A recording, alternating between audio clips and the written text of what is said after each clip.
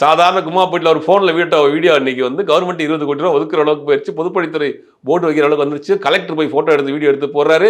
Main stream channel story பண்ணுறாங்க. அந்த அளவுக்கு நீங்கள் சோஷியல் மீடியாவோட வளர்ச்சி இருக்குது அப்படிங்கிறது ஒரு நல்ல விஷயம் தான். பல விஷயங்கள் நம்ம பார்க்காத விஷயங்கள், தெரியாத விஷயங்கள். வடகொரியாவுக்குலாம் விசாவே கிடைக்காது. சமீபத்தில் ஒருத்தர் போய் அங்கே போய் வீடியோ போட்டுருக்காப்புல. நம்மள்ட்ட காசு எடுத்தாலும் அவனுக்கிட்டே விசா கொடுக்க மாட்டாங்க. ஆனால் அதெல்லாம் பார்க்கறதுக்கு நமக்கு ஒரு வாய்ப்பு, ஒரு முயற்சி எடுத்து போறாரு. இல்லை நமக்கு பார்க்கறதுக்கு வாய்ப்பு கண்டிப்பா எப்படி போகலாம் அப்படிங்கிறது உலகத்தை இன்னைக்கு நம்ம வந்து உள்ளங்கையில் பார்க்கக்கூடிய அளவுக்கு டெக்னாலஜி வளர்ந்துருக்கு.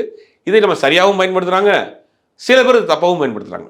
கத்தி வந்து நம்ம எப்படி பிடிக்கிறோங்கிறதான விஷயம். கத்தியை வந்து கரெக்டான முறையில் பிடிச்சா கரெக்டான விஷயங்கள் பயன்படுத்தலாம். கத்தியை கீழே பிடிச்சிங்கன்னா கையை கழிச்சிடும். அதே மாதிரி தான் சோசியல் மீடியா. இன்னைக்கு இன்ஸ்டாவினால பல பேர் சீரழிஞ்சு போறாங்கிறதெல்லாம் உண்மைதான்.